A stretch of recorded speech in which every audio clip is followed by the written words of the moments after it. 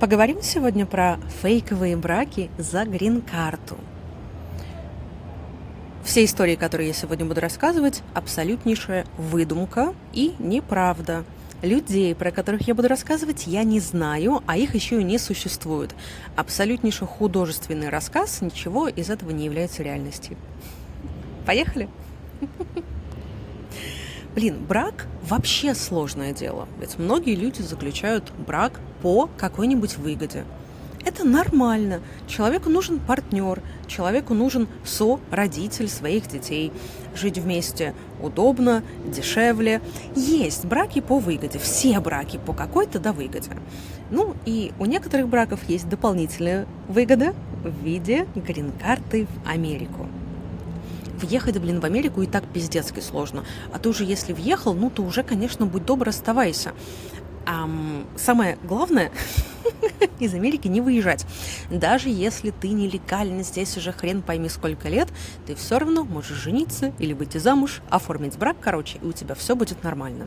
Когда я приехала, было вообще модно делать лесбийские и гейские браки. Было модно говорить: ой, меня в моей стране там репрессуют, а я такой гей, вообще я самый главный гей в своей стране. Поэтому я приехал теперь у вас тут быть самым вашим главным геем. Вот мой новый гейский партнер, мы очень друг друга любим, теперь поженимся, потому что у вас теперь что? Разрешены гейские браки. Даже до того, кстати, как их разрешили официально в Америке, там же как-то по штатам отдельно их разрешали, народ все равно приезжал и там что-то оформлял, где можно, где нельзя. Но это отдельная история. Мои сегодня истории будут больше про женщин. У мужчин особое отношение к браку и, на удивление, особое отношение к фейковым бракам. У наших именно мужчин. То есть, с одной стороны, наши мужчины как-то известны тем, что они не хотят жениться. С другой стороны, они известны тем, что они не хотят жениться даже фиктивно. Приезжают в Америку, мне кажется, одинаковое количество и девочек, и ребят. Девочки начинают прогибаться, пахать, ебашить, делать все, что могут, а ребята не могут устроиться. У ребят у наших нету способности прогибаться. Они лучше уедут, что они делают, и будут разбираться потом у себя дома. Поэтому истории все про девчонок. Самое тупое, что можно сделать, это сделать вид, что ты выходишь замуж по любви, а на самом деле выйти замуж за документы. Это, морально-этичные нормы мы сегодня оставим в стороне. Сегодня у нас истории отчаянных женщин. Поэтому почему это тупо? Это тупо, потому что это ненадежно. Потому что, зайчики, американские мужчины, у них очень много недостатков. Но то, что они 100% петрят в том, что ты теперь будешь у него рабыня навсегда и на всю жизнь, или, как минимум, на те от 3 до 5 лет, которые у тебя займет получить свое гражданство, это 100%. Брак за документы – это не такое быстрое дело. Это реально занимает от 3 до 5 лет. Ты сначала оформляешь свой брак, там тоже нужно подождать, пожениться, потом подать на грин-карту. Тебе выдают первую грин-карту, как повезет. Между полгода и 1,5 года может время занять, у некоторых еще и дольше бывает. А потом ты получаешь через год в среднем свою первую грин-карту на 2 года. Но чтобы тебе подать на гражданство, тебе нужно, чтобы у тебя грин-карта была уже 3 года. Поэтому как работает? Выходишь замуж, ждешь год, получаешь первую грин-карту на 2 года, потом подаешь на вторую грин-карту. Это означает, что ты должна быть до сих пор замужем. А вот все подтверждения, вы опять отправляете там фотографии, счета совместные, письма от свидетелей, друзей, соседей, сватов и кумовьев, что у вас все классно. Потом еще целый год нужно подождать, пока ты получаешь вторую грин-карту, которую тебе дают уже на 10 лет. И вот когда у тебя есть этот зазор, что у тебя 3 года подряд была грин-карта, тогда ты можешь подавать на гражданство. Оно тоже занимает время. То есть, вписаться вот так вот просто в брак, сейчас выйду замуж, быстро разберусь, это нет, вообще нет. Вот реально года на 3-4 нужно рассчитывать, что у тебя с этим человеком должны быть вменяемые отношения. Поэтому, если ты выходишь за него замуж, делаешь вид, что по большой любви, но ты все понимаешь, и он все понимает, то у него навсегда на каждую ссору по поводу и без повода будет вариант сказать тебе: значит так, ты сейчас заткнись, потому что я позвоню в иммиграцию. и скажу, что ты за меня вышла замуж за документы. И все, и тебя депортируют. Тебя-то, может, так прям сразу и не депортируют. Но то, что у тебя будут проблемы, это точно. Знакомый, у которого я работала в ресторане, он однажды позвонил в иммиграцию на нелегальных мексиканцев, которые у нас работали на кухне. Он очень много ему угрожал, он был конченый придурок, они тоже не особо его за это уважали, конечно же. И пришел день, когда он позвонил в иммиграцию, и в течение 20 минут приехали офицеры и арестовали всех у нас на кухне и отправили их обратно в Мексику. Поэтому шутки шутками, но когда тебе человек, от которого ты зависишь, угрожает, что он позвонит в иммиграцию, то ты будешь воспринимать это серьезно. Или он будет угрожать тебе тем, что он с тобой просто разведется. Он может не звонить ни в какую иммиграцию, он может ничего не угрожать, он может говорить: я просто с тобой разведусь. И все, и конец всем твоим документам, конец всему твоему процессу. То, что ты там получила, ждала эту грин-карту, получила ее, с этим придурком имела дело все это время, сексом с ним еще, небось, пришлось заниматься. А он с тобой разводится, и что ты потом будешь делать? Будешь бегать, искать второго мужа, потом снова подавать на вторую грин-карту со вторым мужем, тебе уже никто не даст. Там уже всем все станет понятно. У меня есть знакомая, она вообще врач. Она в Рашке была врачом, училась на какого-то врача. Познакомилась с этим придурком. Боже, он такой придурок. Он какой-то огромный, он страшный, просто агрессивный тип. Я бы с таким в лифт не зашла. Как она вышла за него замуж, я не знаю. Они познакомились где-то, по-моему, вообще в Европе. Он был гражданином Америки, говорит: приезжай в Америку. Она такая: классно, Америка, конечно, чего нет. Приехала, вышла тут за него замуж, пошла себе дальше учиться, продолжать быть врачом. А он ебал ей мозг каждый день. По поводу и без повода. 5 раз в день он закатывал скандал, угрожал тем, что он сейчас с ней разведется, он подает на развод, а ей что оставалось делать? Ничего. Она должна была падать на колени, молить о его прощении, говорить, что он бог и царь, а она говно. И нужно было это делать долго и правдоподобно. И тогда, когда он получал моральное удовлетворение от ее шоу, тогда он говорил: все.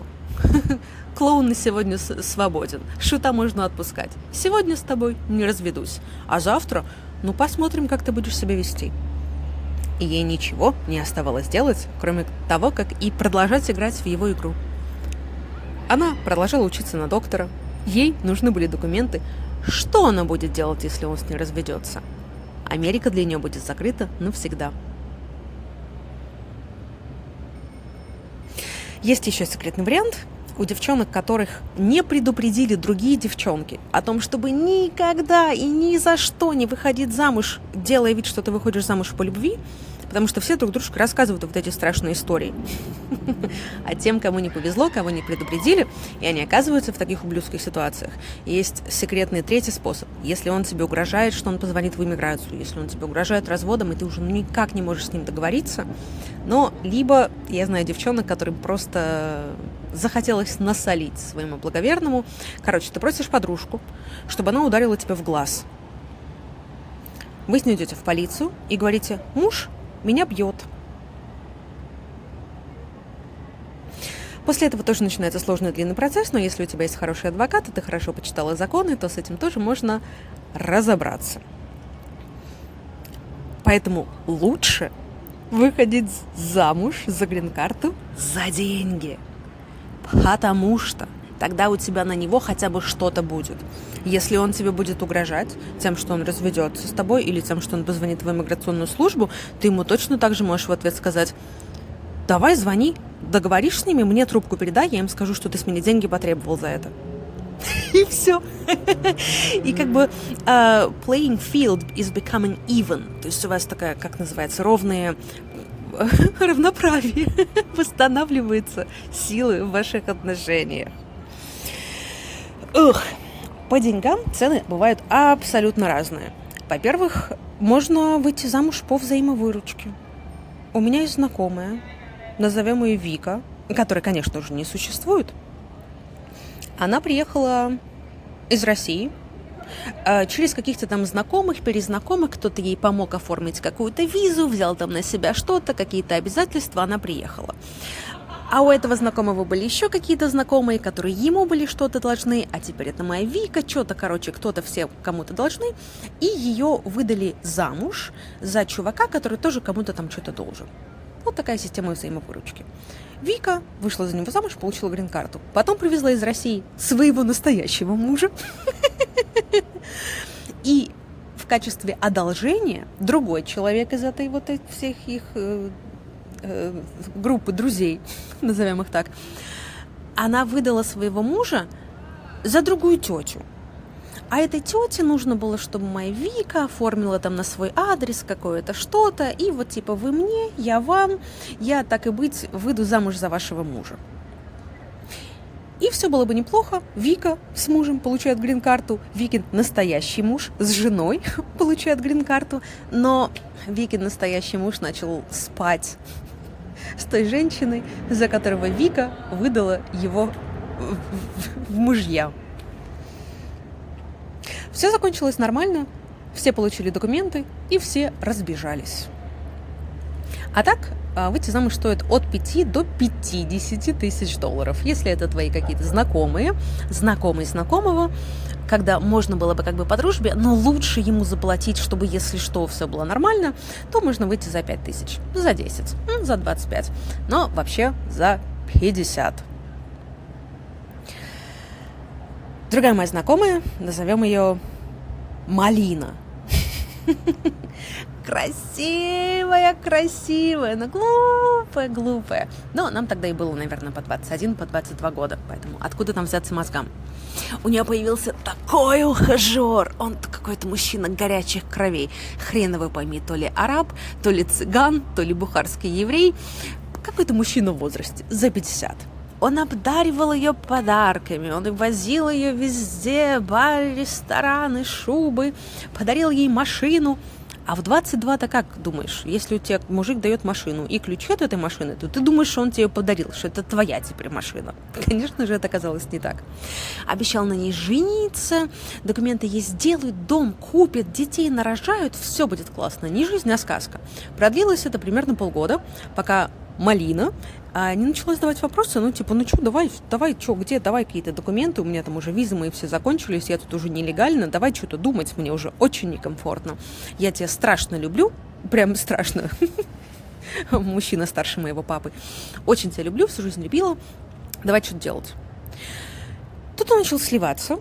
Оказалось, что он вообще-то, давно прекрасно, 30 лет уже в браке, разводиться не собирается и даже не думал. И что ты мне ебешь мозг? Какой брак? Малина очень расстроилась, закатила скандал, сказала, что она расскажет все его жене. Он такой, ой, так, ладно, иди, вон у меня есть там какой-то троюродный племянник, вон он на тебе женится. Он тебе 22, ему 23, у него никого нет, у тебя никого нет, идите там, женитесь. Она подумала, такая, ладно. Я же тебя так сильно люблю. Он такой, ага, я тебя тоже очень сильно люблю, идите женитесь. Она пошла знакомиться с этим племянником. Он пришел, сказал, да, хорошо, давай. Они пошли, подали документы на брак, еще не на грин-карту. А потом он пришел и сказал, так, хорошо, все, чтобы нам с тобой теперь пожениться, ты мне должна 40 тысяч. Она такая, в смысле? Он говорит, мне дядя сказал, что ты мне заплатишь за это 40 тысяч. Давай, иначе мы не женимся. А у нее уже паника, истерика, она себя чувствует преданной и обманутой уже не единожды. И она сказала, ах так, никаких 40 тысяч я тебе платить не буду. Ты на мне женишься, или я позвоню в полицию и скажу, что у твоего дяди нелегальное подпольное казино в Квинсе. В подвале пиццерии, которая принадлежит вашей семье. И всем вам пизда. Племянник ушел, позвонил этот дядя, сказал, боже, Малиночка, извини, я не знаю, о чем мы думали, все, вообще мы неправильно, некрасиво с тобой поступили, прости, вот на тебе обратно машину, которую я у тебя уже забрал, Вот, на тебе обратно машину, я ее привез, она у тебя стоит под домом, все будет хорошо, разберемся, буду продолжать платить тебе за квартиру, все будет классно. Она довольно ложится спать, просыпается, а машина у нее стоит под окнами, разбитая вдребезги, как будто ее 10 человек били бейсбольными битами какими-то. Там все, там от машины ничего не осталось. И она понимает, что теперь она будет должна денег за машину. Мы пошли с ней вечером бухать. Мы очень сильно напились. Эта машина, она заводилась. Мы довезли ее до какого-то пира. Как по-русски сказать? Пирс. И столкнули в воду. После этого она приехала. Последнее, что я помню, это она продавала наркотики. Наши пути с ней разошлись.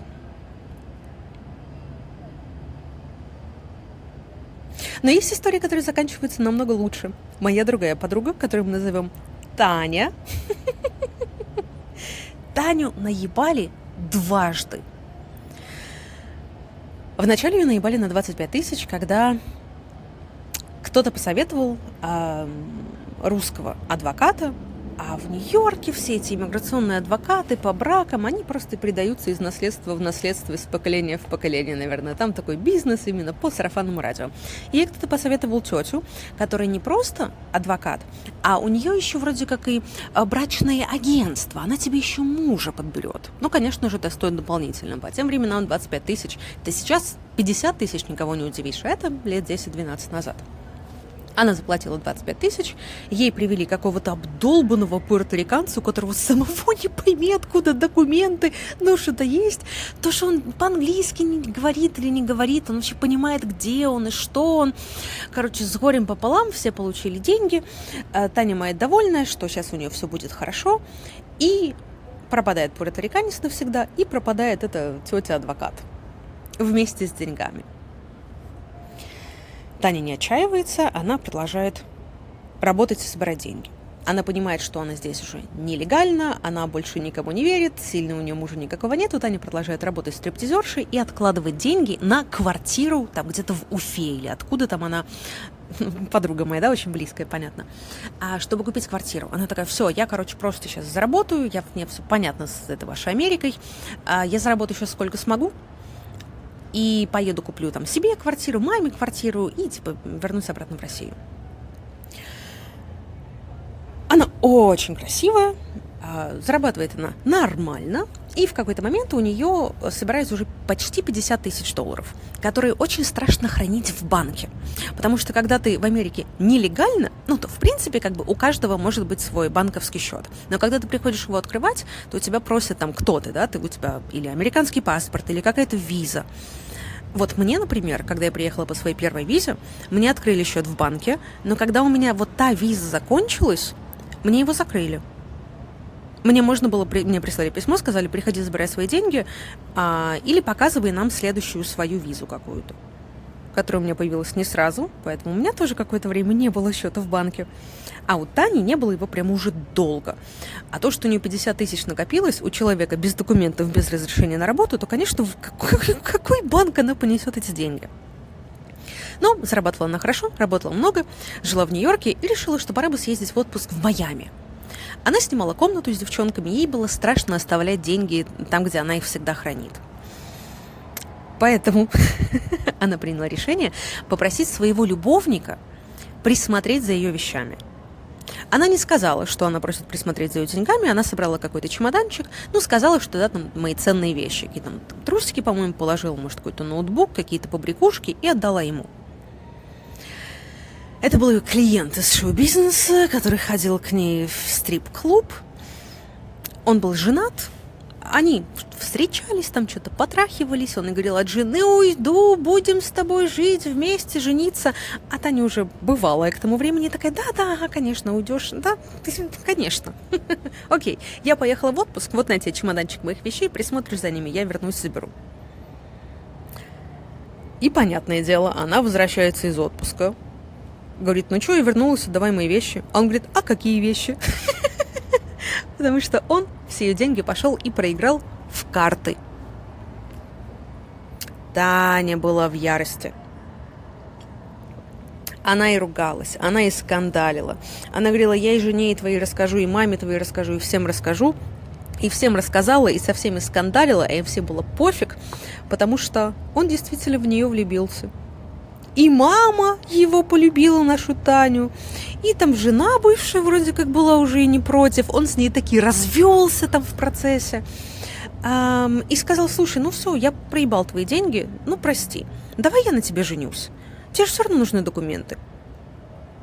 И женился. И живут они вместе уже больше 10 лет, долго и счастливо. Она ему уже 3 детей родила, и у них все прекрасно. Бывают и такие истории. Но лучше всего, конечно же, выходить замуж за геев. Потому что ему, кроме твоих денег, от тебя точно ничего не нужно будет. С ним не нужно будет спать, он не будет тебе угрожать. У него там своя жизнь и свои дела. Но самое смешное, конечно, это история о том, как девчонки приходят на интервью в иммиграционную службу на получение своей грин-карты со своим мужем-геем только для того, чтобы увидеть, что офицер, который проводит им интервью, тоже гей. И ты сидишь, если ты, как девочка, видишь, что твой муж гей, ты с первого взгляда это о нем поняла, ты смотришь на офицера иммиграционной службы глазками своими и смотришь на него и понимаешь, что он тоже гей, то вот эти 2 гея между собой, они точно понимают, что и тот гей. Но благо, нету такого закона и нету такой формы, которую может офицер иммиграционной службы заполнить, в которой он может написать, потому что я гей, я вижу прям жопой, чувствую, что этот чувак тоже гей, поэтому давайте не дадим ей грин-карту. Такого закона нет. Единственный совет, который я могу на сегодня дать, это советую родиться в богатой семье в Швейцарии и такой хуйней никогда не заниматься. До новых встреч!